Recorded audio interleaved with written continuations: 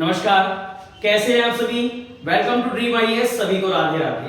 चलिए शुरू करते हैं हमारी आज की वीडियो। आज की वीडियो आपके लिए बहुत ज्यादा इंपॉर्टेंट होने वाली है क्योंकि इस वीडियो में मैंने बजट 2023-24 को कवर किया है। जैसे कि आपने थंबनेल देख के समझ ही गए होंगे, इस वीडियो में हम बजट 2023-24 के ऊपर चर्चा करने वाले हैं।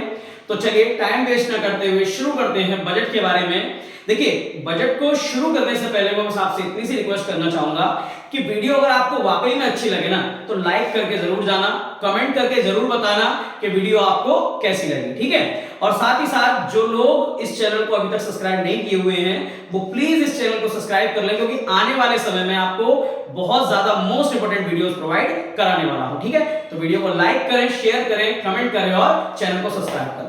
तो चलिए शुरू करते हैं हमारी आज की वीडियो। बात करते हैं बजट की। देखिए भैया, बजट होता क्या है। बजट की बात करें तो सरकार की आय और व्यय। पहला क्वेश्चन है हमारा कि बजट होता क्या है, व्हाट इज बजट। बात करें बजट होता क्या है तो सरकार की आय और व्यय का लेखा जोखा ही कहलाता है बजट। नहीं समझे? यानी कि सरकार को एक साल में कितना राजस्व आया, कितना टैक्स कलेक्ट हुआ, कितने ऋण के ऊपर ब्याज मिला, यानी कि सरकार के पास एक साल में जितना भी पैसा कलेक्ट होता है उसे कहेंगे सरकार की आय। और उस पैसे को सरकार ने किस किस चीज पर खर्च किया, कौन सी योजनाओं पर खर्च किया, किस चीज में खर्च किया, है ना, कौन कौन से विभागों के लिए, कौन कौन से मंत्रालयों के लिए पैसा खर्च किया गया, वो क्या कहलाता है आपका व्यय, ठीक है। तो सरकार की आय और व्यय का लेखा जोखा ही कहलाता है बजट। लेखा जोखा यानी कि उसके बारे में विवरण, कितना पैसा आया और कितना खर्च हुआ, ठीक है। तो बजट क्या होता है, नॉर्मल शब्दों में बात करें तो सरकार की आय और व्यय का लेखा जोखा ही कहलाता है बजट, ठीक है भाई। चलिए, अच्छा बजट होता कितने साल का है, तो बजट केवल एक साल के लिए होता है, ठीक है। बजट कितने वर्ष के लिए होता है, बजट एक वित्तीय वर्ष के लिए होता है, वित्तीय वर्ष, फाइनेंशियल ईयर। और सरकार का एक वित्तीय वर्ष 1 जनवरी से शुरू नहीं होता।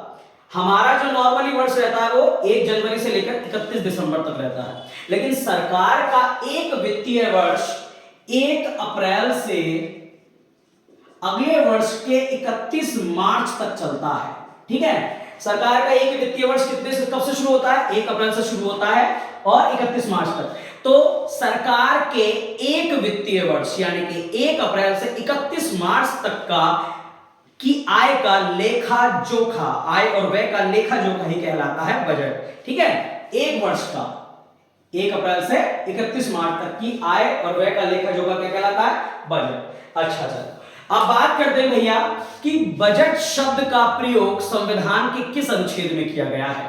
बजट जो शब्द है वो सीधी सी बात है भैया, संवैधानिक चीज है, कानूनी चीज है, तो संविधान में तो इसका वर्णन होगा ही होगा, ठीक है। तो बजट शब्द का प्रयोग संविधान के किस अनुच्छेद में है भाई, तो बजट शब्द का प्रयोग संविधान के किसी भी अनुच्छेद में नहीं है, ठीक है। मैंने बजट की बात, मैंने कहा बजट शब्द का प्रयोग संविधान के किसी भी अनुच्छेद में नहीं है। बजट शब्द के स्थान पर संविधान में कौन सा शब्द प्रयोग किया गया है, संविधान में आपको मिलेगा वार्षिक वित्तीय विवरण, ठीक है। वार्षिक वित्तीय विवरण, संविधान में बजट शब्द का उल्लेख नहीं है। संविधान में बजट शब्द के स्थान पर वार्षिक वित्तीय विवरण शब्द का प्रयोग किया गया है। देखिए, पहले मैं थोड़े से बजट के बारे में आपको बता दूं, उसके बाद हम बजट 2023-24 शुरू करेंगे। ये जो मैं बताने जा रहा हूं ये क्वेश्चन भी आपका इकोनॉमी से बनता है, ठीक है। ये अगर आपका करंट से बनेगा तो ये जो अब मैं करा रहा हूं ये इकोनॉमी से बनेगा। तो बजट 2023-24 पढ़ने से पहले आपको पता होना चाहिए कि बजट है क्या। तो संविधान के किसी भी अनुच्छेद में बजट शब्द का प्रयोग नहीं है, उसके स्थान पर वार्षिक वित्तीय विवरण शब्द का प्रयोग किया गया है, ठीक है। अच्छा, संविधान के किस अनुच्छेद में वार्षिक वित्तीय विवरण शब्द का प्रयोग किया गया है, तो भैया केंद्रीय वार्षिक वित्तीय विवरण, केंद्रीय वार्षिक वित्तीय विवरण, केंद्रीय, ध्यान रखना, केंद्रीय वार्षिक वित्तीय विवरण यानी कि केंद्रीय बजट संविधान के कौन से अनुच्छेद में, अनुच्छेद 112। केंद्रीय बजट यानी कि केंद्रीय वार्षिक वित्तीय विवरण के बारे में हमें किस अनुच्छेद से पता चलता है? अनुच्छेद 112। वहीं राज्य बजट, राज्य वार्षिक वित्तीय विवरण, राज्य वार्षिक वित्तीय विवरण संविधान के किस अनुच्छेद में है? वही संविधान के अनुच्छेद 202 में राज्य बजट यानी कि राज्य वित्तीय वार्षिक वित्तीय विवरण शब्द का प्रयोग मिलता है अनुच्छेद 202 में। और केंद्रीय बजट की बात करें तो 112 में, और राज्य बजट की बात करें तो 202 में। क्लियर हो गई बात? चलिए अब बात करते हैं तो फिर ये बजट शब्द आया कहां से? बजट शब्द आया कहां से? तो जब भैया ईस्ट इंडिया कंपनी क्या करती थी? अपनी आय और व्यय का लेखा जोखा एक चमड़े के थैले में रखती थी। ठीक है, जो ईस्ट इंडिया कंपनी हमारे यहाँ व्यापार कर चुकी है, तो वही ईस्ट इंडिया कंपनी अपनी आय कि इस साल कितना प्रॉफिट हुआ, कितना खर्चा हुआ, उसका लेखा जोखा कहां रखती थी? एक चमड़े के थैले में रखती थी। और उसे जब पेश करना होता था गवर्नर के सामने, तो चमड़े के थैले में रखकर उसे पेश किया जाता था।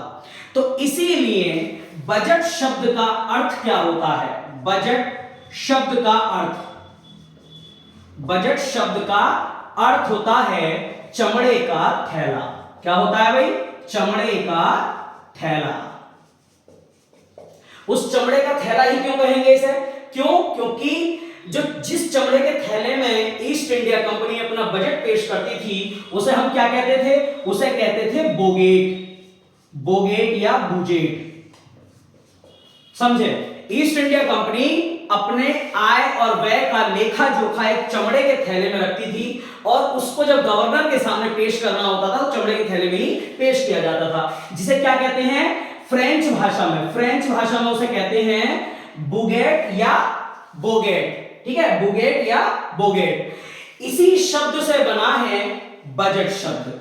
ठीक है, बजट शब्द, इसका अर्थ होता है चमड़े का थैला। बजट शब्द का अर्थ क्या होता है? चमड़े का थैला। बजट शब्द किन शब्दों से मिलकर बना है? तो बजट शब्द फ्रांस भाषा के या फ्रेंच भाषा के बोगेट या बुजेट से मिलकर बना है। क्लियर है भाई? चलिए अब बात करते हैं बजट शब्द का सर्वप्रथम प्रयोग कब किया गया था? बजट शब्द का सर्वप्रथम प्रयोग कब किया गया था? बजट शब्द का सर्वप्रथम प्रयोग किया गया था 1803 में। बजट शब्द का सर्वप्रथम प्रयोग किसके द्वारा किया गया? कब किया गया था? 1803 में ईस्ट इंडिया कंपनी के द्वारा बजट शब्द का प्रयोग 1803 में किया गया था। ठीक है, चलिए आगे बात करते हैं भारत का पहला बजट कब पेश हुआ। मैंने स्वतंत्र भारत की बात नहीं करी है, गणतंत्र भारत की बात नहीं करी है, मैंने कही है कि भाई भारत का पहला बजट कब पेश हुआ। तो भारत का पहला बजट पेश हुआ था 18 फरवरी 1860 को। भारत का पहला बजट कब पेश हुआ था? 18 फरवरी 1860 को। किसके द्वारा प्रस्तुत हुआ था? तो ये भैया जेम्स विल्सन के द्वारा प्रस्तुत हुआ था। किसके द्वारा? जेम्स विल्सन के द्वारा प्रस्तुत हुआ था। किसके शासनकाल में? तो शासनकाल किसका था? लॉर्ड कैनिंग का शासनकाल था। लॉर्ड कैनिंग का शासनकाल था। ठीक है, फिर से सुने, भारत का पहला बजट कब पेश किया गया? 18 फरवरी 1860 को। किसके द्वारा प्रस्तुत किया गया? जेम्स विल्सन के द्वारा प्रस्तुत किया गया। 18 फरवरी 1860 को जेम्स विल्सन ने भारत का पहला बजट पेश किया था। इसीलिए जेम्स विल्सन को भारतीय बजट का पिता कहते हैं। क्या कहते हैं भैया? भारतीय बजट का पिता कहते हैं जेम्स विल्सन को। समझ गए? जेम्स विल्सन को क्या कहते हैं? भारतीय बजट का पिता कहते हैं। जेम्स विल्सन ने किसके शासनकाल में? गवर्नर जनरल या वायसराय कौन था उस समय? तो लॉर्ड कैनिंग। 1860 में कौन था? लॉर्ड कैनिंग था वायसराय। उसी के शासनकाल में भारत का पहला बजट पेश हुआ था। जिसने किया था? जेम्स विल्सन ने जो किया था जेम्स विल्सन ने, इसलिए जेम्स विल्सन को फादर ऑफ इंडियन बजट कहा जाता है। क्लियर हो गई बात? चलिए अब बात करते हैं भैया स्वतंत्र भारत का पहला बजट। स्वतंत्र भारत का पहला बजट कब पेश हुआ? स्वतंत्र भारत का पहला बजट कब पेश हुआ? तो यह हुआ था नवंबर 1947 में। नवंबर 1947 में। ठीक है, स्वतंत्र भारत का पहला बजट कब पेश हुआ था? नवंबर 1947 में। किसने किया था? तो यह किया था आर के षणमुखम चेट्टी ने। किसके द्वारा प्रस्तुत किया गया था? आर के षणमुखम चेट्टी के द्वारा प्रस्तुत किया गया था। ठीक है, स्वतंत्र भारत का पहला बजट कब पेश हुआ था? नवंबर 1947 में। किसके द्वारा पेश हुआ था? आर के षणमुखम चेट्टी के द्वारा प्रस्तुत किया था। अब बात करते हैं गणतंत्र भारत का पहला बजट कब पेश हुआ था? गणतंत्र भारत का, गणतंत्र मतलब संविधान बनने के बाद गणतंत्र भारत का पहला बजट कब पेश हुआ? तो गणतंत्र भारत का पहला बजट पेश हुआ था भैया कब? आपके 1950 में। कब पेश हुआ था? 1950 में पेश हुआ था। किसके द्वारा पेश हुआ था? तो ये हुआ था जॉन मैथाई के द्वारा। जॉन मैथाई के द्वारा पेश हुआ था। गणतंत्र भारत का पहला बजट 1950 में पारित हुआ था जॉन मैथाई के द्वारा। क्लियर है इतनी बात? चलिए अब बात करते हैं बजट पेश करने का समय क्या है। बजट पेश करने का समय क्या है? संसद में जो बजट पेश किया जाता है वो किस समय किया जाता है? तो भैया 1999 से पहले, 1999 से पहले बजट पेश करने का जो समय था वो था शाम 5 बजे। ठीक है, 1999 से पहले बजट कितने बजे पेश किया जाता था? शाम 5 बजे। इंपॉर्टेंट है, ध्यान रखना।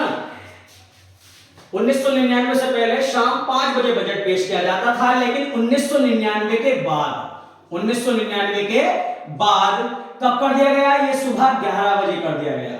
और अब भी कब पेश होता है? सुबह 11 बजे। सुबह 11 बजे। ठीक है, 11 AM। 1999 से पहले बजट पेश होता था शाम को 5 बजे, लेकिन 1999 के बाद कितने बजे बजट पेश होने लगा? सुबह 11 बजे। ठीक है भाई, चलिए अब बात करते हैं बजट कितने प्रकार के होते हैं। बजट के प्रकार, बजट के प्रकार।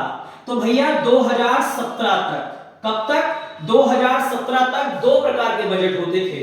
2017 तक 2 प्रकार के बजट होते थे। एक होता था आपका रेल बजट, एक होता था रेल बजट, और एक होता था आम बजट। आम बजट, रेल बजट रेल मंत्री द्वारा प्रस्तुत होता था, आम बजट आम मंत्री द्वारा प्रस्तुत होता था।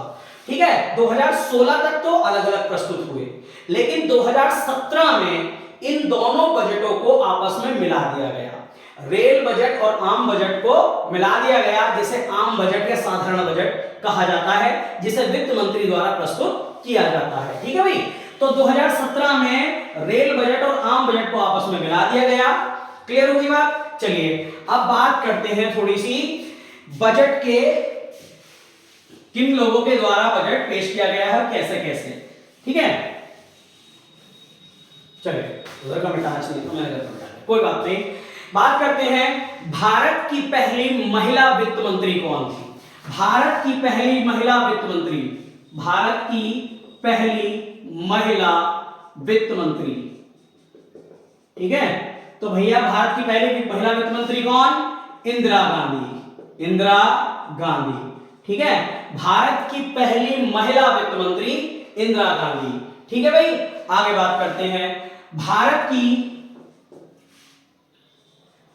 की पहली महिला वित्त मंत्री, पूर्णकालिक वित्त मंत्री, महिला पूर्णकालिक वित्त मंत्री, पूर्णकालिक वित्त मंत्री। पूर्णकालिक मतलब जिसने अपना कार्यकाल पूर्ण किया हो। तो भारत की पहली महिला पूर्णकालिक वित्त मंत्री, इन्होंने अपना कार्यकाल पूर्ण नहीं किया था, तो भारत की पहली महिला पूर्णकालिक वित्त मंत्री कौन है भाई? निर्मला सीतारमण। निर्मला सीतारमण। ठीक है भाई, निर्मला सीतारमण।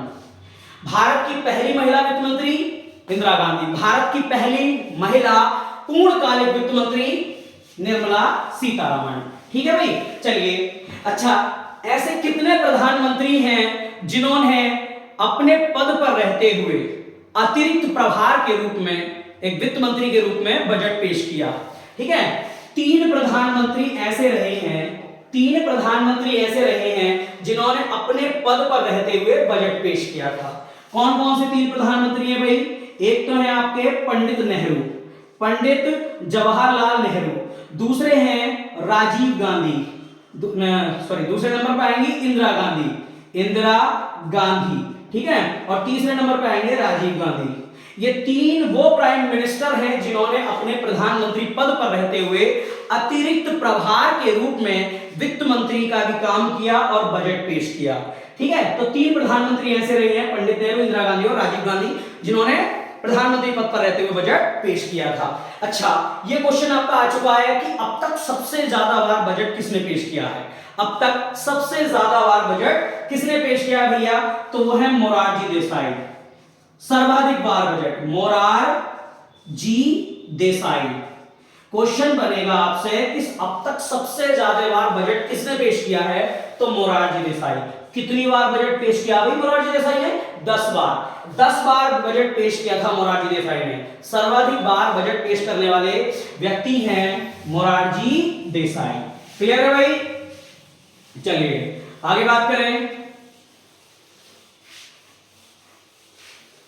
चलिए अगला क्वेश्चन है, निर्मला सीतारमण ने 2023-24 में अपना कौन सा बजट पेश किया है? निर्मला सीतारमण ने 2023-24 में अपना कौन सा बजट पेश किया है? तो भैया निर्मला सीतारमण ने 2023-24 में अपना 5वां बजट पेश किया है। कौन सा? 5वां बजट पेश किया है। ध्यान रखना, 2014 में निर्मला सीतारमण ने अपना कोई भी पहला बजट पेश नहीं किया। कुछ जो लोग हैं वो गलत बताते हैं, गलत दिखाते हैं। 2014 में निर्मला सीतारमण ने अपना कोई भी बजट पेश नहीं किया। उस समय ये वित्त मंत्री नहीं थी। ठीक है, अरुण जेटली थे उस समय वित्त मंत्री। 2014 से लेकर 2017-18 तक रहे हैं वित्त मंत्री। ठीक है, अरुण जेटली। अगर बात करें तो 2023 से लेकर 2023-24 का जो बजट है वो निर्मला सीतारमण का 5वां बजट है। ठीक है, 5वां बजट की बात करें तो यानी कि 2018-19, 19-20, 20-21, 21-22 और 22-23-24। ठीक है, देख लेना, 5वां बजट है कुल मिलाकर ये उनका। क्लियर है? चलिए आगे बात करें। 2017 से पहले बजट किस तिथि को पेश किया जाता था? 2017 से पहले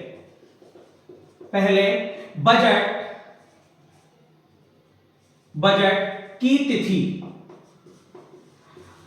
क्वेश्चन ये है कि 2017 से पहले बजट किस तिथि को पेश किया जाता था? तो भैया 2017 से पहले जो बजट पेश किया जाता था वो फरवरी के लास्ट में किया जाता था, फरवरी के अंत में। 2017 से पहले बजट फरवरी के अंत में प्रस्तुत होता था, लेकिन 2017 के बाद बजट कब पेश होने लगा? बजट पेश होने लगा आपके 1 फरवरी को। कब होने लगा? 1 फरवरी को। ठीक है, 2017 से पहले आपके फरवरी के अंत में होता था, अब 1 फरवरी को होने लगा। क्लियर? चलिए आगे बात करें। हाँ भाई, अगला है, अब बात करते हैं थोड़ी सी बजट के बारे में। ठीक है, अब शुरू करते हैं हम अपना बजट 2023-24। ये हमारी बजट के बारे में एक बेसिक जानकारी थी। बजट के बारे में एक बेसिक जानकारी थी। अगर आपको और भी डिटेल से अगर बजट का चैप्टर पढ़ना है तो मैं इकोनॉमिक्स की क्लास स्टार्ट करूंगा, उसमें मैं आपको बजट वाला कंफर्म करा दूंगा कि बजट बनता कैसा है, कितने चरणों में बनता है, कौन कौन बजट पास करता है। ठीक है, बजट पास करने की तिथि क्या होती है, ये सब कुछ मैं आपको डिटेल से उस समय करा दूंगा। ये अभी हमने खाली बजट की एक रूपरेखा तैयार की है जो इंपॉर्टेंट क्वेश्चन आपके स्टैटिक जीके से बन सकते हैं। ठीक है, चलिए अब बात करते हैं बजट 2023-24 की, जो कि हमारा टॉपिक है। ठीक है, ये जो कराया है ये भी मोस्ट इंपॉर्टेंट है, ध्यान रखना, कभी इसको हल्के में लो। चलिए पहला क्वेश्चन है हमारा, केंद्रीय बजट 2023-24। केंद्रीय बजट 2023-24 किसके द्वारा पेश किया गया? किसके द्वारा पेश किया गया? तो भैया केंद्रीय बजट 2023-24 वित्त मंत्री एवं कॉरपोरेट मामलों की मंत्री निर्मला सीतारमण के द्वारा पेश किया गया। निर्मला सीतारमण के द्वारा पेश किया गया। ठीक है, केंद्रीय बजट 2023-24 किसके द्वारा पेश किया गया? तो भारत की वित्त मंत्री, भारत की केंद्रीय वित्त मंत्री और कॉर्पोरेट मामलों की मंत्री निर्मला सीतारमण के द्वारा पेश किया गया है। इस बार इनका कौन सा बजट है? इस बार इनका 5वां बजट है। ये 5वीं बार बजट पेश कर चुकी हैं। यहां से भी एक क्वेश्चन बन जाता है, सर्वाधिक बार बजट पेश करने वाली महिला वित्त मंत्री कौन है? सर्वाधिक बार बजट पेश करने वाली महिला वित्त मंत्री हैं निर्मला सीतारमण। ध्यान रखना, ठीक है। ये छोटी छोटी बातें, ये हम लोग फैक्ट तो याद रहते हैं, ये छोटी छोटी बातें भूल जाते हैं। तो सर्वाधिक बार बजट पेश करने वाली महिला है निर्मला सीतारमण। कितनी बार? 5 बार बजट पेश कर चुकी हैं। ठीक है भाई, चलिए मोस्ट इंपॉर्टेंट क्वेश्चन है, इस बार का जो कुल बजट था वो कितने का था, यानी कि बजट की टोटल अमाउंट कितनी थी? तो इस बार का जो टोटल बजट रहा वो रहा 45 लाख करोड़ का। ठीक है, टोटल अमाउंट ऑफ बजट 2023-24 कितनी थी भैया? तो ये थी 45 लाख करोड़ रुपए। 45 लाख करोड़ रुपए का था टोटल बजट। किस किस योजना के लिए, कौन कौन से मंत्रालयों को कितना पैसा दिया गया, वो आपके लिए जितना इंपॉर्टेंट होगा वही मैं कराऊंगा आपको। सब पूरा बजट नहीं पढ़ना होता है, जितना आपके लिए इंपॉर्टेंट है केवल वही कराऊंगा। ठीक है, चलिए अब बात करते हैं। कुल बजट तो हमें पता चल गया 45 लाख करोड़ है, ठीक है, इस बार का। अच्छा, राजकोषीय घाटा कितना है भैया? राजकोषीय घाटे का अनुमान, राजकोषीय घाटे का अनुमान क्या है? अब पहली बात तो ये राजकोषीय घाटा क्या है? तो राजकोषीय घाटा होता क्या है? देखिए, सरकार क्या करती है, जैसे मान लीजिए आपकी सैलरी है 10,000, आपकी सैलरी है 10,000 और खर्चा हो गया इस महीने 12,000 का, तो 2,000 घाटे में रहे नहीं रहे? तो ऐसे ही सरकार जितना बजट मांगती है, जैसे 45 लाख करोड़ रुपए और खर्चा हो जाए 46 लाख करोड़ रुपए, तो 1 लाख करोड़ रुपए का क्या हो गया? घाटा, जिसको क्या कहेंगे भैया? राजकोषीय घाटा। ठीक है, ये भी 3 प्रकार का होता है, ये भी 3 प्रकार का होता है, ये भी डिटेल से समझने की बात है, कभी और समझेंगे। हाँ, तो राजकोषीय घाटे का इस बार अनुमान, यानी कि सरकार इस बार कितना कर्जे में रहेगी या लॉस में रहेगी, ये कह सकते हैं हम। तो इस बार का जो राजकोषीय घाटा है वो कितना रहेगा? 5.9%, 5.9%, यानी कि total value of the budget, ठीक है, इसमें से 5.9% का घाटा रहेगा। इसको 100% अगर हम मान लें तो उसमें से लगभग 6% का सरकार को घाटा रहने वाला है इस साल। अच्छा, इस साल तो 5.9% है। आपसे क्वेश्चन तो पिछले साल का भी पूछ सकता है, आपसे क्वेश्चन पूछ सकता है कि भैया पिछले साल का राजकोषीय घाटा बताओ। तो पिछले साल राजकोषीय घाटा कितना था? 6.4%। पिछले साल राजकोषीय घाटा, पिछले साल मतलब बजट 2022-23, बजट 2022-23 में राजकोषीय घाटा कितना था? 6.4%। और इस बार का कितना अनुमान है? इस बार का अनुमान है कि लगभग 5.9% राजकोषीय घाटा इस बार भी रहेगा। ठीक है, चलिए अब बात करते हैं जीडीपी। जीडीपी का अनुमान बताइए कि भैया जीडीपी का अनुमान क्या लगाया गया है? अनुमान ही लगा सकते हैं भाई, है ना? तो इस बार, इस वर्ष जीडीपी कहां तक पहुंचेगी? इस बार जीडीपी पहुंचेगी आपकी 7% तक। इस बार जीडीपी की विकास दर क्या है? 7% है। इस बार जीडीपी की विकास दर क्या है? 7% है। यानी कि अनुमान लगाया गया है कि बजट 2023-24 में भारत की जो जीडीपी है, ग्रॉस डोमेस्टिक प्रोडक्ट, कुल घरेलू उत्पाद, वो कितना रहेगा? वो रहेगा भैया 7%। अच्छा, इस बजट में तो 7% है, तो जीडीपी का पिछले साल अनुमान कितना था? भैया पिछले साल था 9%। समझ गए? 9% था पिछले साल। बजट जीडीपी का जो अनुमान लगाया गया था कि हमारी जीडीपी इस बार कहां पहुंचेगी, तो पिछले साल 9% तक अनुमान लगाया गया था, इस बार 7% का अनुमान लगाया गया है कि इस बार हमारी जो जीडीपी है वो 7% रहने वाली है। ठीक है, चलिए अगला क्वेश्चन। अच्छा, इस वर्ष आर्थिक सर्वेक्षण कब पेश किया गया? जो बजट 2023-24 है, तो इस साल आर्थिक सर्वेक्षण कब पेश किया गया? अब बात आ रही है भैया आर्थिक सर्वेक्षण है क्या? आर्थिक सर्वेक्षण क्या है? तो सरकार की लेन देन, सरकार कितना लेन देन करती है, कितना उसके खाते में आता है, कितना खर्च हो जाता है उससे संबंधित जो आंकड़े होते हैं, उससे संबंधित जो आंकड़े होते हैं वो क्या कहलाते हैं? आर्थिक सर्वेक्षण। ठीक है, तो बजट पेश करने से पहले आर्थिक सर्वेक्षण पेश किया जाता है पहले।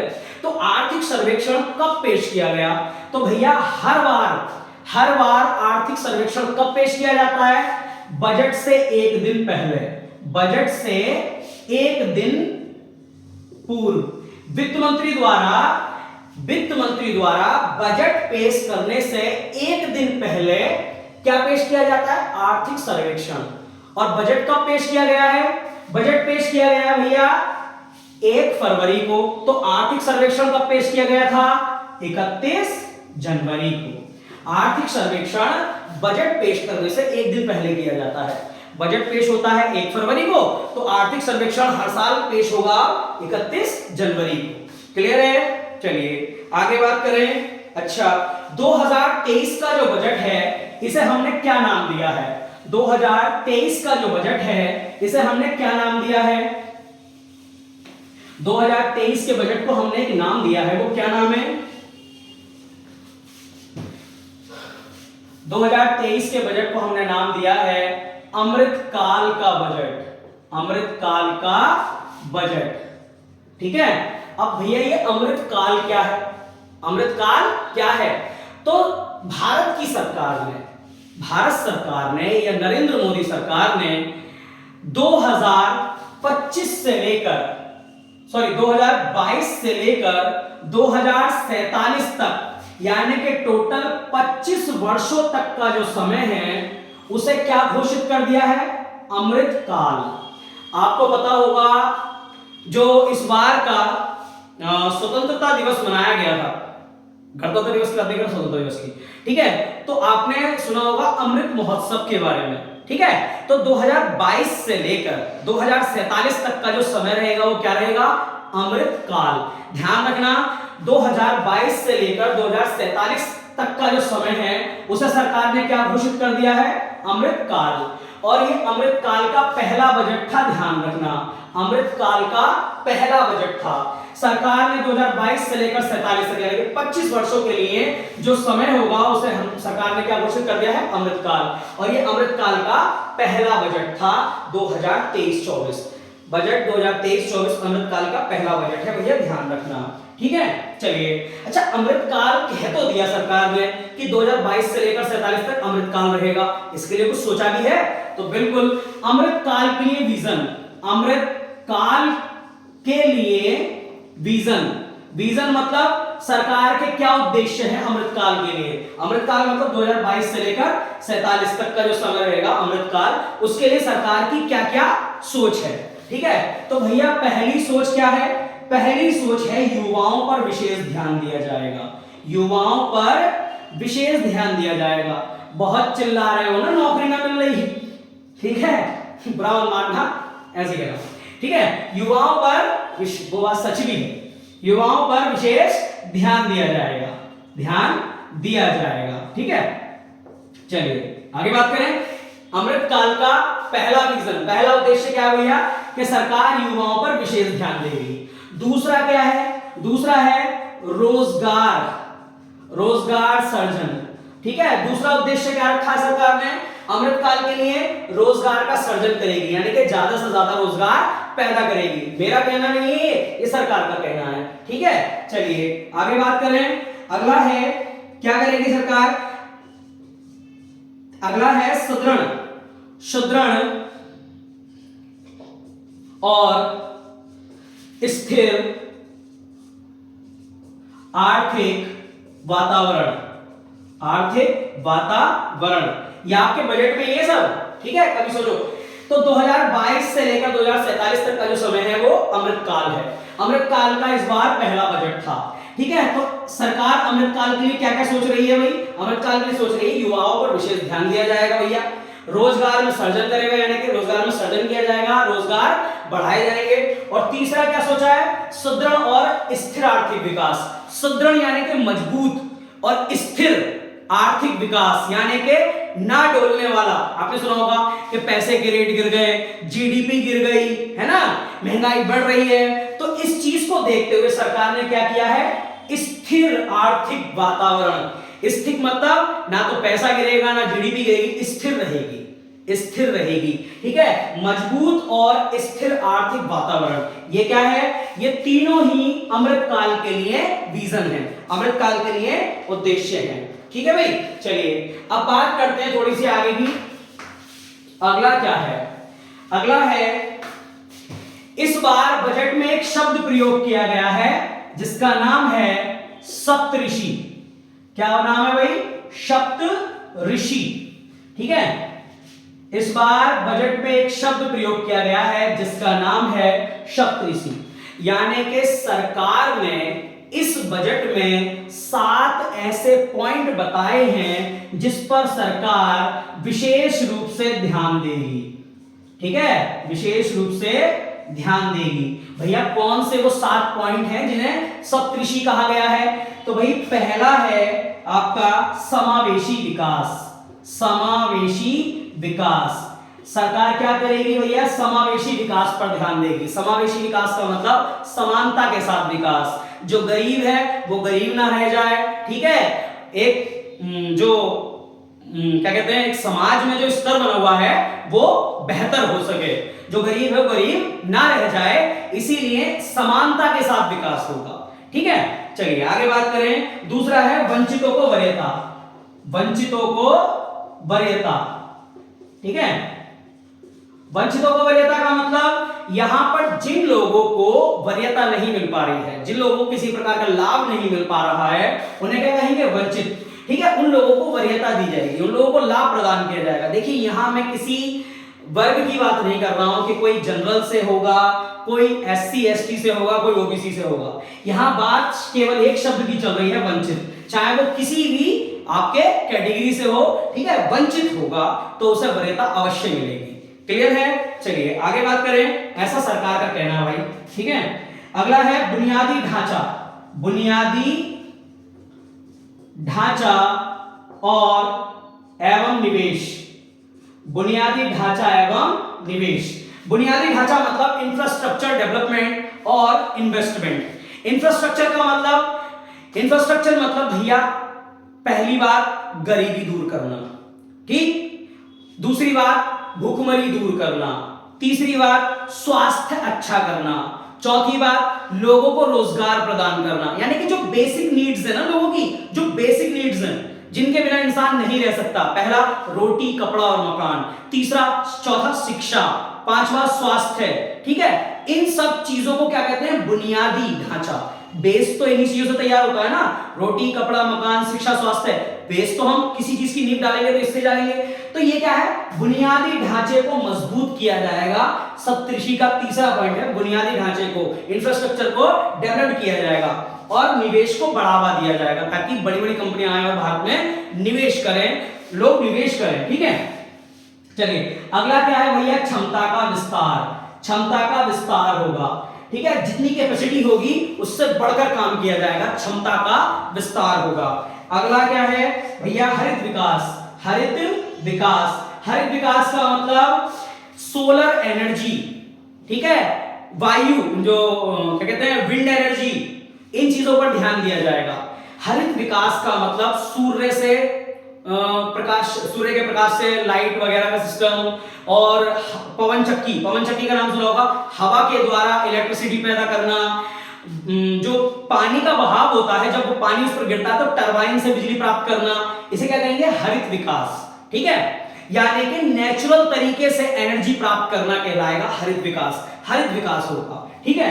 अगला पॉइंट क्या है भाई? अगला पॉइंट है युवा शक्ति। युवा शक्ति पर विशेष ध्यान दिया जाएगा। युवा शक्ति, सप्तऋषि में छठा पॉइंट डाला है युवा शक्ति। युवा शक्ति पर भी ध्यान दिया जाएगा। अगला वित्तीय क्षेत्र। वित्तीय क्षेत्र का मतलब फाइनेंशियल सेक्टर को मजबूत किया जाएगा। फाइनेंशियल सेक्टर मतलब जहां फाइनेंशियल सेक्टर मतलब जो कंपनियां वगैरह हैं जो रोजगार प्रदान करती हैं लोगों को, उनका सेक्टर मजबूत होगा तो वो लोगों को वहां प्रोडक्शन अच्छा होगा और लोगों को रोजगार दे सकेंगे, ठीक है। तो इस बार के बजट 2023-24 में एक शब्द प्रयोग किया गया है सप्तऋषि। सप्तऋषि का मतलब इस वर्ष सरकार 7 पॉइंटों पर विशेष ध्यान देगी। समावेशी विकास मतलब समानता के साथ विकास, वंचितों को वरीयता यानी कि जो लोग वंचित रह गए हैं उन लोगों को प्राथमिकता दी जाएगी।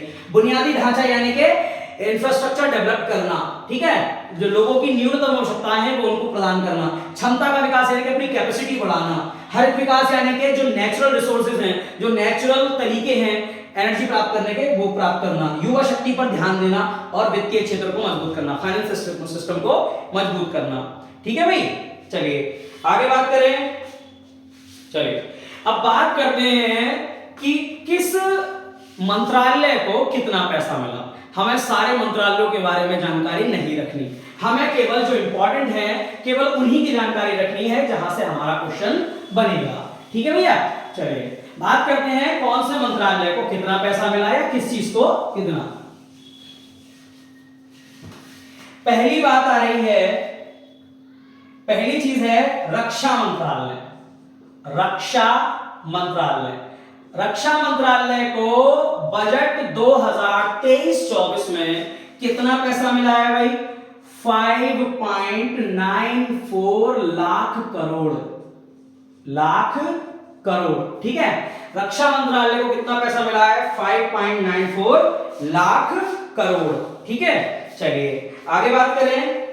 यानी कि टोटल बजट कितना है हमारे पास? 45 लाख करोड़। टोटल बजट कितना है? 45 लाख करोड़, जिसमें से कि सरकार लगभग 6 लाख करोड़ तो केवल रक्षा मंत्रालय पर खर्च करेगी। ध्यान रखना ये अमाउंट लाख करोड़ में है, लाख करोड़। ठीक है, चलिए आगे बात करते हैं। इस वर्ष गृह मंत्रालय को कितना पैसा दिया गया भैया? इस वर्ष गृह मंत्रालय के लिए कितना है? तो गृह मंत्रालय के लिए है 1.96 लाख करोड़। 1.96 लाख करोड़, लगभग 2 लाख करोड़ रुपए गृह मंत्रालय को आवंटित किए गए हैं। ठीक है, चलिए अब बात करते हैं सड़क एवं परिवहन मंत्रालय। सड़क एवं परिवहन मंत्रालय, सड़क एवं परिवहन मंत्रालय के मंत्री कौन है? नितिन गडकरी। रक्षा मंत्रालय के कौन है? राजनाथ सिंह। गृह मंत्रालय के अमित शाह। ठीक है, तो सड़क एवं परिवहन मंत्रालय, इसको कितना पैसा दिया गया भैया? तो इन्हें दिया गया है 2.70 लाख करोड़। ठीक है, सड़क एवं परिवहन मंत्रालय को कितना दिया गया है? 2.70 लाख करोड़। आगे बात करते हैं उपभोक्ता मंत्रालय। उपभोक्ता एवं खाद्य तथा सार्वजनिक वितरण मंत्रालय। सार्वजनिक वितरण मंत्रालय। समय होता तो इन मंत्रालयों के बारे में डिटेल से बात करते, लेकिन अभी हमारे पास इतना समय नहीं है। उपभोक्ता एवं खाद्य एवं सार्वजनिक वितरण मंत्रालय, जो लोगों को रोज वो मिलता है ना, गेहूं चावल, ठीक है, वो इसी के तहत मिलते हैं आपके। ठीक है, पीएम अन्न योजना, अंत्योदय योजना वगैरह जो चलती हैं वो इसी मंत्रालय की देन है। उपभोक्ता खाद्य एवं सार्वजनिक वितरण मंत्रालय। ठीक है, यानी कि इसको कितना पैसा दिया गया भाई? इसे दिया गया है 2.06 लाख करोड़। ठीक है, उपभोक्ता एवं खाद्य तथा सार्वजनिक वितरण मंत्रालय को कितना दिया गया है? 2.06 लाख करोड़।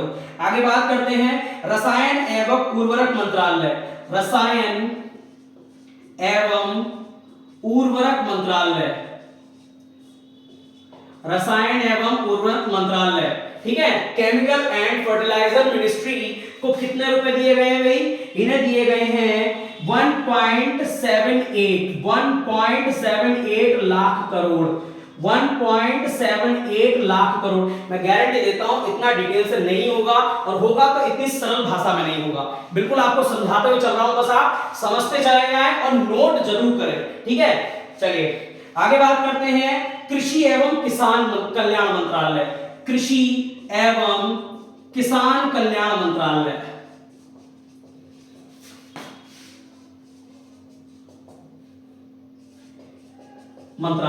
ठीक है, agriculture and farmer welfare ministry. ठीक है, किसान एवं कृषि एवं किसान कल्याण मंत्रालय को भैया कितना मिला है? 1.25 लाख करोड़। 1.25 लाख करोड़ रुपए मिले हैं किसान मंत्रालय को। ठीक है, कृषि एवं किसान कल्याण मंत्रालय को मिले हैं 1.25 लाख करोड़। क्लियर। चलिए संचार मंत्रालय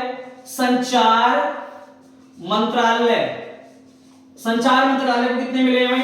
1.23 लाख करोड़। 1.23 लाख करोड़। ठीक है, ये इंपॉर्टेंट है, इसीलिए मैंने आपको लिखवाए हैं। रक्षा मंत्रालय को इस वर्ष मिले हैं 5.94 लाख करोड़। गृह मंत्रालय को मिले हैं 1.96 लाख करोड़। सड़क एवं परिवहन मंत्रालय को मिले हैं 2.70 लाख करोड़। उपभोक्ता एवं खाद्य तथा सार्वजनिक वितरण मंत्रालय को मिले हैं 2.06 लाख करोड़। रसायन एवं उर्वरक मंत्रालय को मिले हैं 1.78 लाख करोड़। कृषि एवं किसान कल्याण मंत्रालय को मिले हैं 1.25 लाख करोड़। और वहीं संचार मंत्रालय को मिले हैं 1.23 लाख करोड़। ठीक है भाई। चलिए, ये तो हो गए बड़े मंत्रालय जिनको लाख करोड़ में दिया गया है। अब बात करते हैं थोड़ी सी इनसे कम की। ठीक है, थोड़े जूनियर मंत्रालय ये नहीं कह सकते मंत्रालय, किसी विशेष डिपार्टमेंट की बात करते हैं कि उन्हें कितना दिया गया है। कुछ डिपार्टमेंट हैं जैसे कि, अच्छा एक रह गया आपका, रेलवे को कितना मिला भैया? रेलवे का भी ऐड कर लो। रेलवे को मिला है, रेलवे मंत्रालय, वरना शिकायत करेगा रेलवे मंत्रालय कि मेरे बारे में नहीं बताया। रेलवे मंत्रालय का है 2.40 लाख करोड़। 2.40 लाख करोड़। पता चला कल को अश्विनी वैष्णव जी आ गए भैया कि हमारे मंत्रालय के बारे में तो बताया ही नहीं। ठीक है, तो रेलवे मंत्रालय को कितना मिला है? 2.40 लाख करोड़। ठीक है, चलिए आगे बात करते हैं। हाँ, आपको पता है भाई कोविड की वजह से इस बार मतलब कोविड रह चुका है, तो कोविड की वजह से अब हम लोग क्या कर रहे हैं? चिकित्सा पर ज्यादा ध्यान दे रहे हैं, रिसर्च पर थोड़ा ज्यादा ध्यान दे रहे हैं कि कल कला को कोई ऐसी प्रॉब्लम और ना आए। ठीक है, तो बात करते हैं फार्मास्यूटिकल्स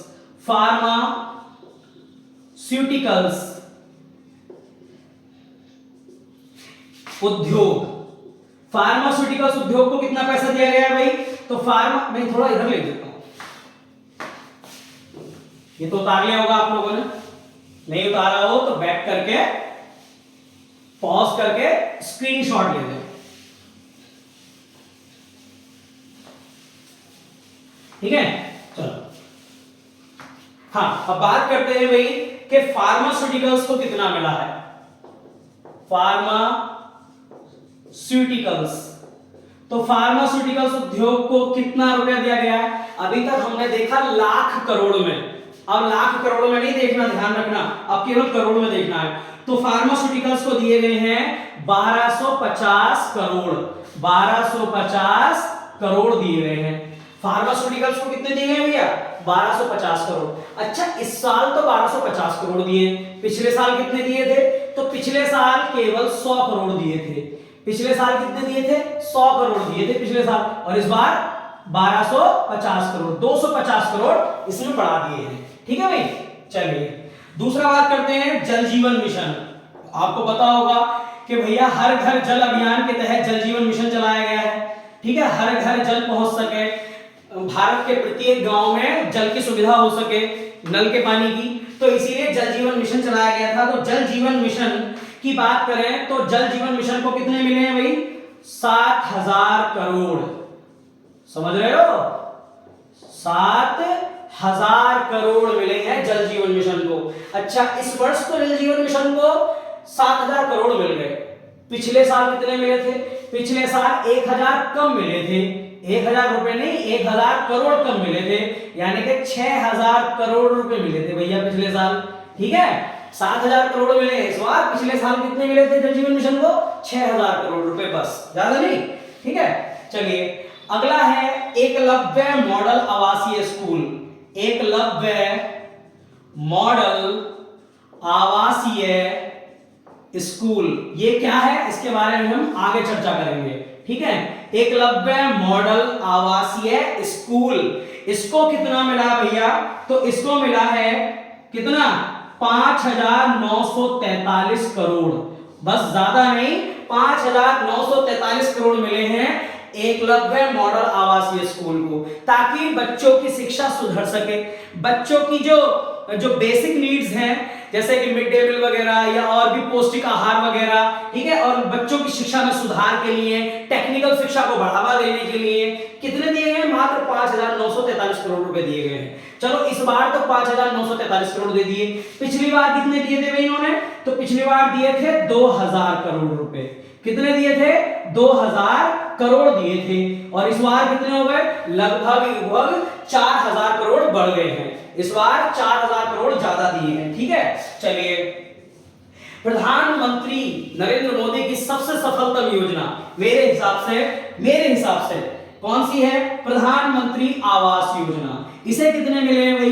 प्रधानमंत्री आवास योजना को आपको पता है, प्रधानमंत्री आवास योजना की शुरुआत जून 2015 में हुई थी। जिन लोगों को 2016 में जिन लोगों को घर नहीं है, जिन लोगों के घर नहीं है, छप्पड़ पड़े हुए कच्चे मकान है, उन लोगों के लिए सरकार ने प्रधानमंत्री आवास योजना की शुरुआत की थी। अच्छा, तो प्रधानमंत्री आवास योजना को कितने दिए गए हैं भैया?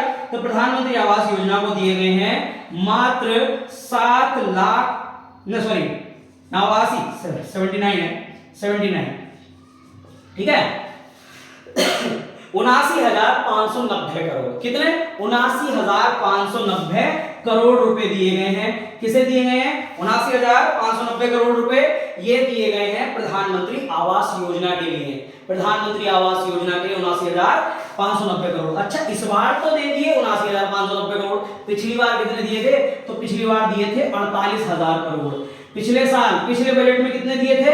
48,000 करोड़। और अब कितने दिए? 79,590 करोड़।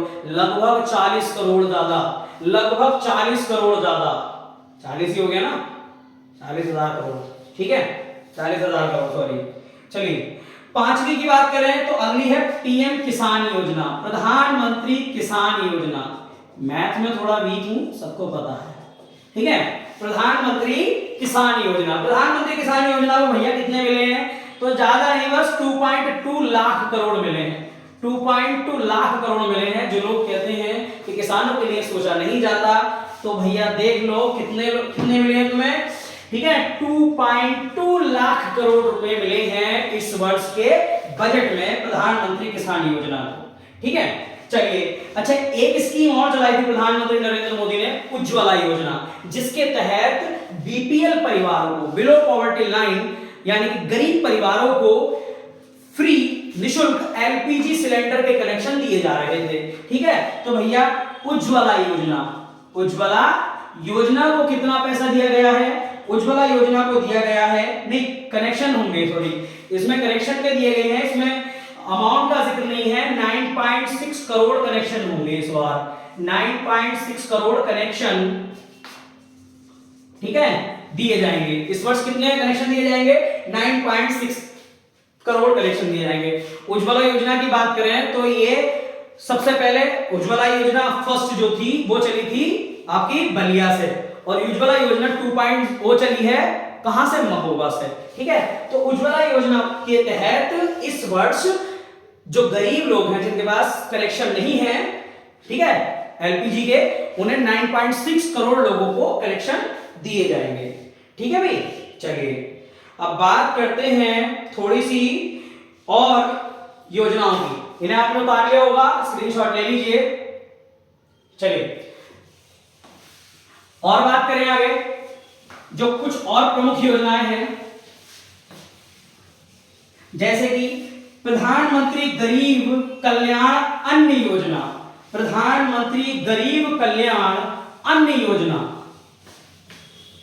प्रधानमंत्री गरीब कल्याण अन्न योजना 7वें नंबर की होगी शायद। प्रधानमंत्री गरीब कल्याण अन्न योजना, ठीक है। प्रधानमंत्री गरीब कल्याण अन्न योजना की बात करें तो इसे कितने दिए गए हैं? 2 लाख करोड़ रुपए, 2 लाख करोड़ रुपए दिए गए हैं। किसे? प्रधानमंत्री गरीब कल्याण अन्न योजना को। आगे बात करें, 8वां है अंत्योदय योजना। जो अंत्योदय योजना है, जिसके तहत फ्री राशन दिया जाता था गरीबों को, ठीक है, मुफ्त राशन की जो सुविधा थी अंत्योदय योजना के तहत, उसे 1 वर्ष के लिए बढ़ा दिया गया है, ठीक है। आपको पता होगा चने का पैकेट मिलता है, और आपके पहले तो डीजल वगैरह या मिट्टी का तेल वगैरह मिलता था, उसके बाद गेहूं बटने लगे, फिर चावल, और अब आपका चने का पैकेट या शायद रिफाइंड वगैरह की है ना, तेल वगैरह ये सब चीजें मिलती हैं। तो अंत्योदय योजना को 1 साल के लिए बढ़ा दिया गया है। ठीक है, चलिए आगे बात करें भाई। हाँ, और क्या है, अगला है युवाओं और बच्चों के लिए नेशनल डिजिटल लाइब्रेरी। युवाओं, ठीक है, युवाओं और बच्चों के लिए नेशनल डिजिटल लाइब्रेरी की शुरुआत की गई है भैया। नेशनल डिजिटल लाइब्रेरी, ठीक है, युवाओं और बच्चों की पढ़ाई अच्छे से हो सके इसलिए सरकार ने नेशनल डिजिटल लाइब्रेरी की शुरुआत की है। आगे बात करें थोड़ी सी, तो ये है कि पहचान पत्र, अभी तक पहचान पत्र जो आइडेंटिटी कार्ड था वो सब पहचान पत्र कहते थे, लेकिन इस वर्ष पहचान पत्र के तौर पर पैन को भी मान्यता मिल चुकी है। पैन कार्ड को भी मान्यता मिल चुकी है पहचान पत्र के तौर पर। केवल जो आपका पहचान पत्र है उसी को आपकी पहचान नहीं माना जाएगा, अब पैन कार्ड को भी आपके पहचान पत्र की वरीयता दे दी गई है। ठीक है भाई, आगे बात करें, अगला है इस वर्ष प्रधानमंत्री कौशल विकास योजना। इस वर्ष प्रधानमंत्री कौशल विकास योजना 4.0 लॉन्च की जाएगी। 4.0 लॉन्च की जाएगी इस वर्ष। बजट 2023-24 के तहत प्रधानमंत्री कौशल विकास योजना 4.0 लॉन्च की जाएगी। प्रधानमंत्री कौशल विकास योजना की शुरुआत 2015 में हुई थी, ये ध्यान रखना। इस बार इसका चौथा संस्करण शुरू होगा।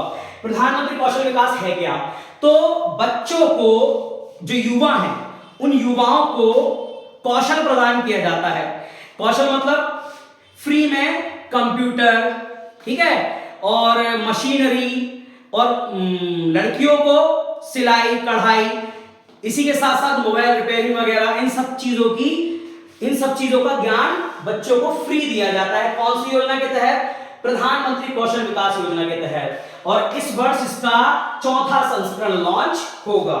ठीक है भैया, चलिए आगे बात करें। अगला क्वेश्चन है हमारा, अगला है प्रधानमंत्री देश में इस योजना के तहत इस बजट के तहत देश में 50 नए एयरपोर्ट बनाए जाएंगे। 50 नए एयरपोर्ट बनाए जाएंगे। ठीक है, बजट 2023-24 में कहा गया है कि जो भारत है, भारत में 50 नए एयरपोर्ट बनाए जाएंगे। ठीक है, ये बात भी बजट में कही गई है। ठीक है, चलिए आगे बात करें। युवाओं को अंतरराष्ट्रीय स्तर पर कौशल प्रदान करने के लिए, अवसरों की सुलभता के लिए अंतरराष्ट्रीय स्तर पर अवसर प्रदान करने के लिए, अभी समझाऊंगा क्या है ये। अवसर प्रदान करने के लिए 30 स्किल इंडिया सेंटर खोले जाएंगे। ठीक है, अंतरराष्ट्रीय स्तर पर, यानी कि प्रधानमंत्री कौशल विकास योजना है, इसमें कोई बच्चा अगर मोबाइल रिपेयरिंग सीख रहा है तो उसे केवल भारत में ही जॉब मिल सकती है। लेकिन अगर कोई बच्चा विदेशों में भी काम करना चाहता है तो उसे भी कौशल सिखाया जाएगा। कौन सी योजना के तहत, प्रधानमंत्री स्तर पर अवसर प्रदान करने के लिए शुरू किए गए हैं स्किल इंडिया सेंटर। तो कितने स्किल इंडिया सेंटर बनाए जाएंगे इस बजट के तहत? 30 स्किल इंडिया सेंटर बनाए जाएंगे, जो लोगों को ऐसा कौशल प्रदान करेंगे, जो लोगों को ऐसी शिक्षा प्रदान करेंगे जिसकी वजह से वो केवल ना तो भारत में, विदेशों में भी अपना रोजगार प्राप्त कर सकेंगे। ठीक है, चलिए अगली बात, उर्वरकों को बढ़ावा देने के लिए,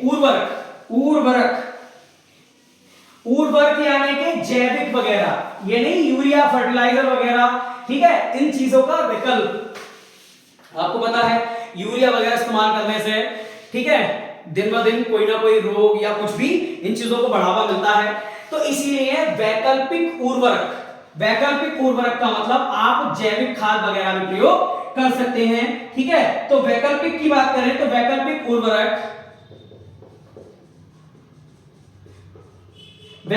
उर्वरक के लिए सरकार ने कौन सी योजना शुरुआत की है? पीएम प्रणाम योजना योजना, प्रधानमंत्री प्रणाम योजना की शुरुआत की गई है, जिसमें कि वैकल्पिक उर्वरकों को यानी कि जैविक उर्वरक, जैविक फर्टिलाइजर को बढ़ावा दिया जाएगा। ठीक है भाई, चलिए आगे बात करें। अगला, एक योजना चलाएगी सरकार जिसका नाम होगा गोवर्धन योजना। कौन सी योजना चलाएगी सरकार? गोवर्धन योजना चलाएगी। इस योजना के तहत क्या होगा भाई? भारत में 500 नए संयंत्र स्थापित किए जाएंगे। संयंत्र मतलब प्लांट, जैसे स्टील प्लांट हो गया, आयरन प्लांट हो गया, ठीक है, कंपनियां। तो सरकार क्या करेगी? गोवर्धन योजना चलाएगी, जिसके तहत 500 नए संयंत्र यानी कि प्लांटों की शुरुआत की जाएगी। ठीक है भाई, आगे बात करें। चलिए, हाँ, सरकार ने एक मोस्ट इंपॉर्टेंट है, सरकार ने मिलेट्स मतलब मोटा अनाज वगैरह, ठीक है, सरकार ने मिलेट्स को नया नाम दिया है श्री अन्न। देखिए, जो आपकी हेल्थ के लिए आपको पता है मिलेट्स वगैरह बहुत ज्यादा जरूरी होते हैं, ठीक है, मिलेट्स वगैरह बहुत ज्यादा जरूरी होते हैं। तो इसीलिए सरकार ने नहीं, विश्व स्तर पर भी मिलेट्स को काफी बढ़ावा दिया जा रहा है। यहां तक कि इस बार जो G20 की जो मीटिंग होने वाली है, उसका भी जो मुद्दा रहेगा वो मिलेट्स रहेगा, ठीक है, उसका मिलेट्स पर भी उसमें बात की जाएगी। G20 की जो मीटिंग होगी। चलिए, बात की बात है, इस वर्ष मिलेट्स को क्या नाम दिया गया है? तो माना जाता है कि मिलेट्स की वजह से, मोटा अनाज वगैरह की वजह से ही सरकार, वो जो शरीर है हमारा, वो काफी तंदुरुस्त रहता है, उसे काफी सारे पोषक तत्व मिल जाते हैं। इसीलिए हमने मिलेट्स को श्री अन्न का नाम दिया है। क्या नाम दिया है भाई? मिलेट्स को क्या कहेंगे? श्री अन्न कहेंगे। श्री मतलब भगवान का या ईश्वर का प्रसाद, श्री अन्न कहेंगे। ठीक है भाई, चलिए, इंपॉर्टेंट है, ध्यान रखना ये चीज।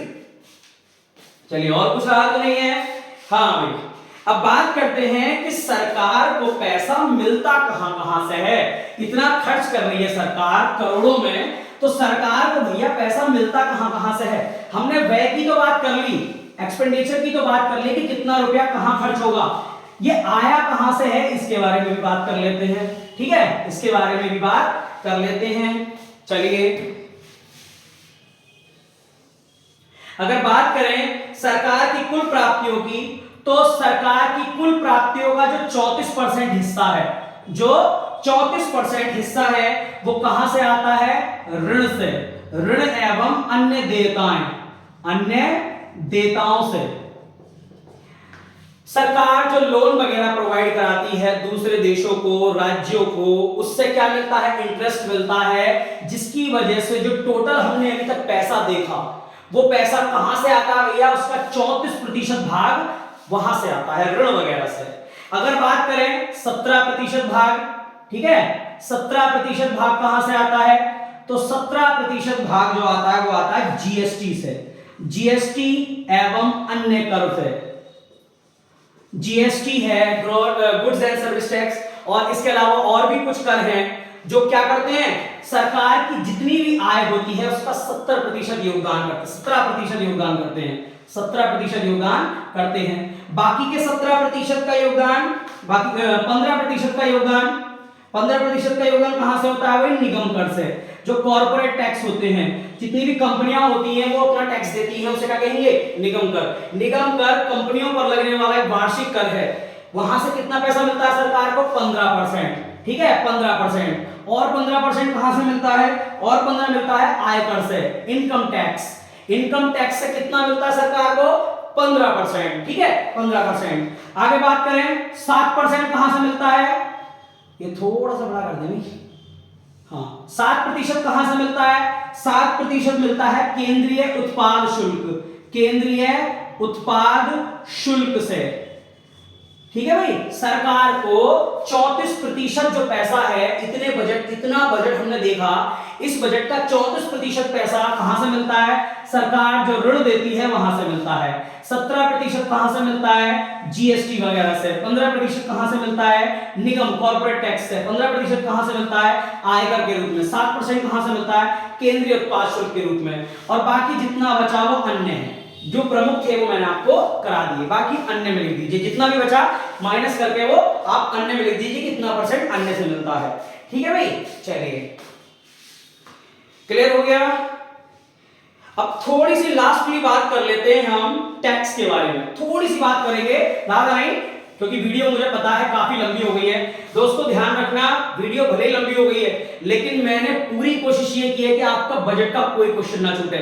मैं गारंटी देता हूं, आप इसको डिटेल से करते रहिए, बिना स्किप करे। एक एक क्वेश्चन को आप विस्तार से इसको लिख लीजिए, ठीक है? एक क्वेश्चन आपका छूटने वाला नहीं है। अगर चाहते हो ना कि एक क्वेश्चन भी मुझे नहीं छोड़ना है, तो ध्यान से इस वीडियो को देखिए। चलिए अब बात करते हैं टैक्स सिस्टम की। टैक्स सिस्टम, देखिए टैक्स सिस्टम हम दो प्रकार से देखेंगे, ठीक है? एक तो new tax system. New tax system ये कब आया भैया? ये आया 2023 के बजट में, न्यू टैक्स सिस्टम 2023। और बात करते हैं ओल्ड टैक्स सिस्टम, जो पिछला चला आ रहा है अभी तक, ठीक है? ओल्ड टैक्स सिस्टम ये पिछला है, पुराना, 2023 से पहले का। यहां लिख देता हूं मैं 2023 से पूर्व, ठीक है? तो पुराना टैक्स सिस्टम और नया टैक्स सिस्टम के बारे में बात कर लेते हैं, थोड़ा सा डिफरेंस की।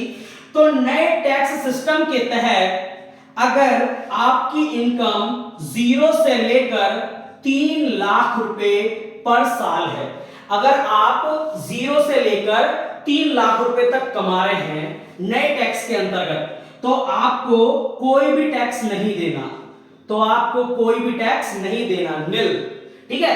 अगर आपकी इनकम 0 से लेकर 3 लाख के बीच है एक साल की, तो आपको कोई टैक्स नहीं देना। वही बात करें तो यहां पर ये रेशो कितना था भाई? यहां पर ये रेशो था, यहां पर ये रेशो कितना था? यहां पर ये रेशो था 0 से लेकर 2.5 लाख, ठीक है? 0 से लेकर 2.5 लाख रुपए तक अगर आप कमा रहे थे, तो आपको कोई टैक्स नहीं देना था, जिसे अब बढ़ाकर कितना कर दिया है? 50,000 और बढ़ा दिया गया, 3 लाख कर दिया। अब आप तो 3 लाख रुपए तक अगर आप कमा रहे हो, तो कोई टैक्स नहीं देना, ठीक है भाई? वही बात करें अगर आप 3 से लेकर 6 लाख कमा रहे हो, तो अगर 3 से लेकर 6 लाख कमा रहे हो, तो आप पर कितना टैक्स लगेगा? 5% का। कितना लगेगा भैया? 5% का। वही इसमें बात करें तो इसमें 2.5 से लेकर 2.5 से लेकर 5 लाख, 2.5 से लेकर 5 लाख तक पे लगता था 5% का। कितना लगता था? 5% का। उसमें 5% कितने पे लगता था? 5 लाख पे, और इसमें 6 लाख तक आपको 5% ही देना है, ठीक है? आगे बात करें 6 से लेकर अगर 9 लाख रुपए तक की इनकम है आपकी, 6 से लेकर अगर 9 लाख रुपए तक की अगर आपकी इनकम है, तो आपको 10% टैक्स देना होगा। कितने प्रतिशत? 10%। यानी कि आपकी जो इनकम है वो एक साल की 6 से लेकर 9%, तो 6 से लेकर 9 लाख तक है, तो आपको कितना टैक्स देना है? 10 लाख। वही पुराने सिस्टम में क्या था? पुराने सिस्टम में यही चीज 5 से लेकर 7.5 लाख तक थी। यानी कि आपकी इनकम अगर 5 से लेकर 7.5 लाख है, तो आपको 10% टैक्स देना होगा। यहां देखिए 2.5 लाख, वो 1.5 लाख की सुविधा बढ़ गई है, ठीक है? 1.5 लाख की सुविधा पहले से बढ़ गई है। चलिए आगे बात करें तो 9 से लेकर 12 लाख, 9 से लेकर 12 लाख तक अगर आपकी इनकम है, तो भैया आपको कितना मिलेगा? आपको टैक्स कितना देना है? 20%। कितना देना है? 20% टैक्स देना है। वही यहां बात करें तो यहां पर 10 से लेकर 7.5 से लेकर 10 लाख तक, 7.5 से लेकर 10 लाख तक अगर आपकी वार्षिक इनकम है, तो आपको कितना देना है? आपको 15% टैक्स देना है, ठीक है? आपकी 7.5 से लेकर 10 लाख तक है, तब 15, सॉरी मुझे लगता है मैं थोड़ा सा मिस कर दिया, 9 से 12 15 आया यहाँ पर, 15%, ठीक है? 9 से 12 पर कितना देगा? 15%। अभी तक हम 10 लाख तक ही दे रहे थे 15%, ठीक है? चलिए सेकंड लास्ट है 12 से लेकर 15 लाख तक। 12 से लेकर अगर 15 लाख तक आपकी साल की इनकम है, तो आपको कितना देना है? 20%। 12 से लेकर 15 लाख तक। वही अगर बात करें पुराने टैक्स सिस्टम में, तो यह सुविधा आपकी 10 से लेकर 12.5 तक थी। 10 से लेकर 12.5 लाख रुपए तक अगर आप कमा रहे हैं, तो आपको 20% देना होगा, 20% देना होगा। लास्ट में आपकी बात आती है, लास्ट में आती है अगर आप 15 लाख से ज्यादा कमा रहे हैं, 15 लाख से प्लस, 15 लाख से प्लस कमा रहे हैं, तो आपको 30% टैक्स देना होगा। अब की अगर बात करें तो आप 15 लाख से अगर एबव कमा रहे हैं, तो आपको 30% टैक्स देना होगा। वहीं अगर बात करें पिछले टैक्स सिस्टम की, तो आपको इसमें भी यही था कि 15 लाख से अगर आप कमा रहे हैं, ठीक है, 15, यहाँ आपका 25% है, सॉरी यहाँ 25% है नए टैक्स सिस्टम में। 15 लाख से अगर प्लस कमा रहे हो तो आपको मात्र 25% देना होगा, लेकिन यहाँ पर अगर 15 लाख से प्लस कमा रहे हो तो आपको 30% देना होगा। कितने प्रतिशत? 30%। ये पुराना टैक्स सिस्टम है, ये नया टैक्स सिस्टम है। मैंने दोनों का डिफरेंस करके बता दिया है कि 0 से लेकर 3 लाख तक कोई पैसा नहीं देना, यहाँ 0 से लेकर 2.5 लाख तक कोई पैसा नहीं देना। यहाँ 15 लाख से प्लस पर आपको क्या मिलेगा? 25% आपको टैक्स देना पड़ेगा।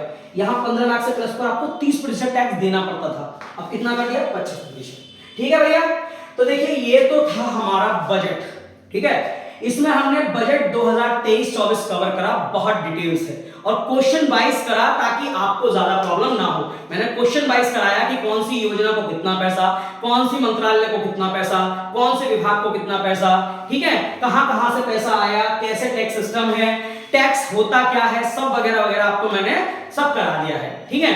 तो बस अगर आपको वीडियो वाकई में अच्छी लगी हो ना यार, तो इस वीडियो को हिट कराने की जिम्मेदारी आप लोगों की है। मैंने वाकई में बहुत मेहनत की है इस वीडियो के लिए, ठीक है। तो इसीलिए, वरना मैं आपको संडे में भी प्रोवाइड करा सकता था, लेकिन मेरी तैयारी कुछ ज्यादा अच्छी नहीं थी। कुछ आंकड़े ऐसे थे जो मुझे लगता था अपर्याप्त हैं, वो मैंने इकट्ठा किए और आपके सामने ये रखा है। डिजिटल बोर्ड नहीं है इसीलिए थोड़ा सा ऑकवर्ड लगता है, लेकिन मतलब हमें डिजिटल बोर्ड से नहीं है, हमें मतलब है पढ़ने से। अगर हमें अच्छी जानकारी मिल रही है, चाहे वो डिजिटल बोर्ड में ना हो, लेकिन मैं आपको, भले ही मेरे पास डिजिटल बोर्ड नहीं है, लेकिन जानकारी सटीक और अच्छी और एक्यूरेट जानकारी देने का जो काम है वो मेरा है। तो इसीलिए बस अगर आपको वीडियो वाकई में पसंद आई हो तो यार लाइक करके जाओ, कमेंट जरूर करके जाओ एक बार, ठीक है, क्योंकि काफी मेहनत करी है। और वीडियो को शेयर जरूर कर देना, क्योंकि मैं चाहता हूं ये वीडियो शेयर हो ज्यादा से ज्यादा, ठीक है। और चैनल को सब्सक्राइब कर देना। बस आज के लिए इतना ही, बस रिक्वेस्ट आपसे इतनी है कि लाइक करें, शेयर करें, सब्सक्राइब करें और कमेंट करके जरूर बताएं। तो आज के लिए सभी को राधे राधे, जय हिंद।